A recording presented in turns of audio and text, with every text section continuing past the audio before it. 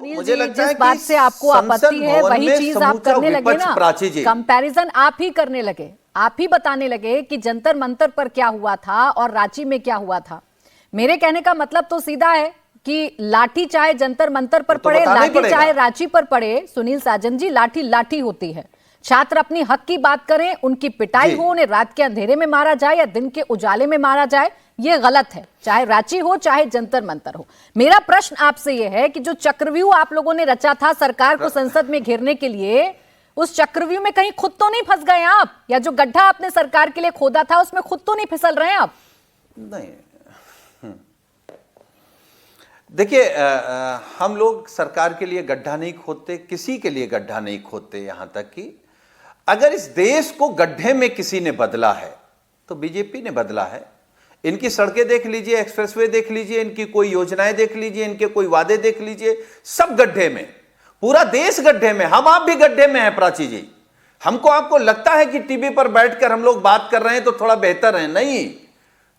भाजपा ने इस पूरे देश को गड्ढे में ले गए और खास तौर से नौजवानों को, किसानों को, सबको बर्बाद किया है। अब देखिए सुनील जी, यहाँ पर भी एक टॉपिक पर बात नहीं कर रहे हैं। तो अब विपक्ष में और विपक्ष के साथ साथ पूरा देश, मैं यही पूछ रही थी सुनील जी, यहाँ पर भी एक टॉपिक पर बात नहीं कर रहे हैं। जो संसद में हो रहा है वो आप डिबेट में भी कर रहे हैं।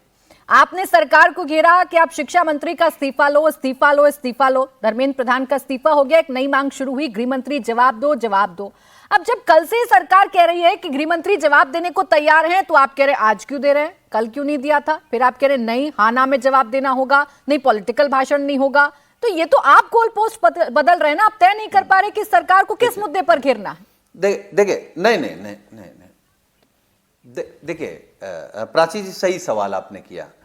हम लोगों ने इनसे, देश के नौजवानों ने शिक्षा मंत्री का इस्तीफा लिया। हमारे नेता आदरणीय अखिलेश यादव जी ने एक बात कही है आज कि शिक्षा, परीक्षा और मंदिर, ये सब एक ही मुद्दे, एक दूसरे का पहलू है। इनको शिक्षा पे भी जवाब देना पड़ेगा, परीक्षा पे भी जवाब देना पड़ेगा और राम मंदिर की लूट पे भी जवाब देना पड़ेगा। जवाब इसलिए देना पड़ेगा कि शिक्षा को बर्बाद करने वाले भाजपा और आरएसएस के लोग, परीक्षा को बर्बाद करने वाले भाजपा आरएसएस के लोग, भगवान राम का मंदिर लूटने वाले भाजपा आरएसएस के लोग, इस देश को गड्ढे में ले जाने वाले भाजपा आरएसएस के लोग। सुनील जी, सवाल पूछना ही विपक्ष का काम नहीं होता ना। सवाल पूछा है तो जवाब सुनना भी तो चाहिए ना। आपने सवाल पूछ लिया, अब सरकार आपको जवाब देने के लिए रेडी है, लेकिन आप जवाब लेने के लिए तैयार ही नहीं है। ऐसा लग रहा है कि माहौल बनाइए, हंगामा करिए और फिर बैक स्टेप कर लीजिए। नहीं, क्यों नहीं तैयार है?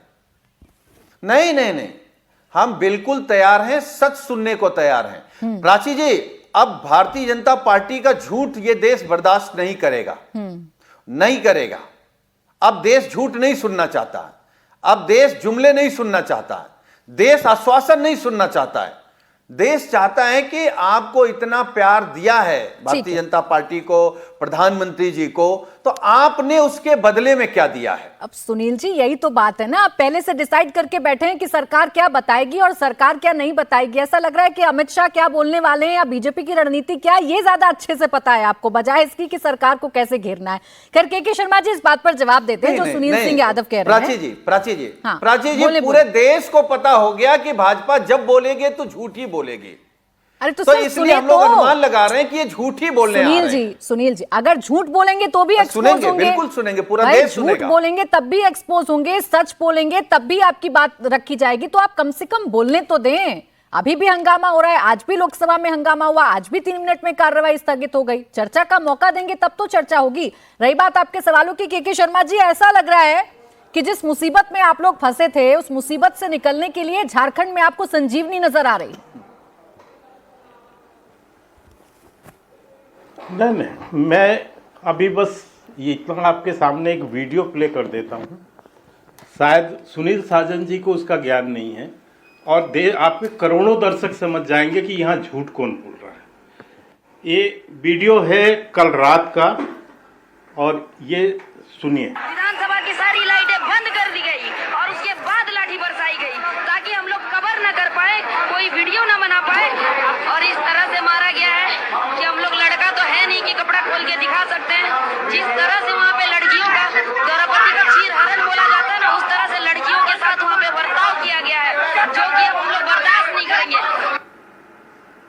सुना प्राची जी? जी।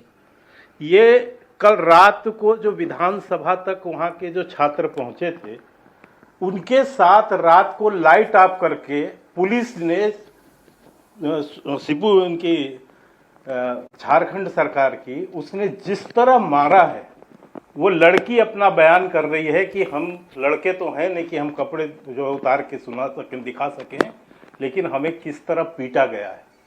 ये सुनील साजन जी नहीं देखते होंगे ऐसी चीज, उनको बहुत तकलीफ होती होगी, इसलिए कह रहे हैं कि जंतर मंतर और ये। मैं आपको जवाब देना चाहता हूँ।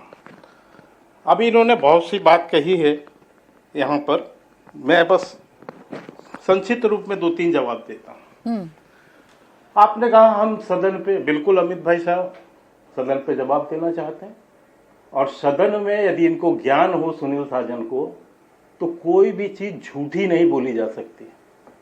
असत्य बात यदि कोई भी करेगा तो सदन में वो चुनौती भरी होती है और उसे वापस लेना पड़ता है। जो काम राहुल गांधी एक नहीं कई बार उनके भाषणों से उनके बयान कटे हैं, और ये पहली बार नहीं होगा कि ये सदन छोड़ के भागेंगे। ये इनका इतिहास है विपक्ष का। 2024 के बाद चाहे SIR का मामला हो, चाहे वक्फ बोर्ड का मामला हो, कोई हर भाषण में, और राष्ट्रपति अभिभाषण तो 2014 से कंटिन्यू, उस अभिभाषण में ये जो है विपक्ष भगोड़े की तरह भागा है सदन से, और ये सफाई भी उसमें साथ होते हैं। अब मैं तीसरी बात बता दूं, आपको आश्चर्य होगा जान के, अभी अभी जो बिल पारित हुआ छात्रों के लिए, उस बिल में भी ये सदन छोड़ के भागे हैं। इतना महत्वपूर्ण बिल, इतना महत्वपूर्ण कानून बन रहा था सदन के अंदर, ये राज्यसभा में छोड़ के भाग गए सदन।